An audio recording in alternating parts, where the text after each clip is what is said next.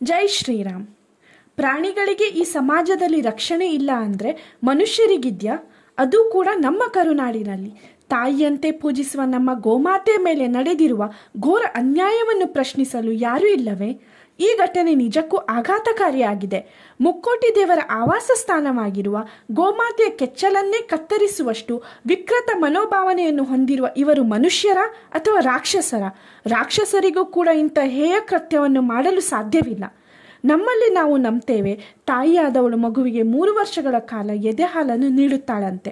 ಆದರೆ ಆ ವಯಸ್ಸು ದಾಟಿದ ನಂತರ ನಮ್ಮ ಜೀವನ ಪರ್ಯಂತ ಹಾಲು ಉಣಿಸಿ ಸಾಕುವವಳು ಗೋಮಾತೆ.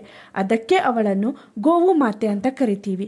ಜಗತ್ತಿನ ಯಾವ ಪ್ರಾಣಿಗಳಿಗೂ ತಾಯಿಯ ಸ್ಥಾನವನ್ನು ನೀಡಿಲ್ಲ, ಆದರೆ ಗೋಮಾತೆಗೆ ಆ ಸ್ಥಾನವನ್ನು ನೀಡಿದ್ದೇವೆ. ಇಂತಹ ಗೋಮಾತೆಯ ಕೆಚ್ಚಲನ್ನು ಕತ್ತರಿಸುವ ಇವನು ಕೇವಲ ಹೊಟ್ಟೆಪಾಡಿಗೋಸ್ಕರ ಬಂದಿರುವ ಬಿಹಾರದ ಮೂಲದವನು. ಇದು ಇವನ ಉದ್ದೇಶವೋ ಅಥವಾ ಉದ್ದೇಶಪೂರ್ವಕವಾಗಿ ಮಾಡಿಸಿದ್ದೋ ಗೊತ್ತಿಲ್ಲ. ಈ ಘಟನೆಯು ಎಲ್ಲ ಹಿಂದೂಗಳಿಗೆ ತುಂಬ ದೊಡ್ಡ ಆಘಾತವಾಗಿದೆ. ಇಂತಹ ಕೃತ್ಯವನ್ನೆಸಗಿದ ಈತನಿಗೆ ಕಠಿಣ ಶಿಕ್ಷೆ ಆಗುವಂತೆ ನೋಡಿಕೊಳ್ಳುವುದು ಪ್ರಾಣಿದಯಾ ಸಂಘ ಮತ್ತು ನಮ್ಮ ಈಗಿನ ಸರ್ಕಾರದ ಜವಾಬ್ದಾರಿಯಾಗಿದೆ ಹಾಗೂ ನನ್ನಂಥ ಎಲ್ಲ ಹಿಂದೂಗಳ ವಿನಂತಿಯಾಗಿದೆ.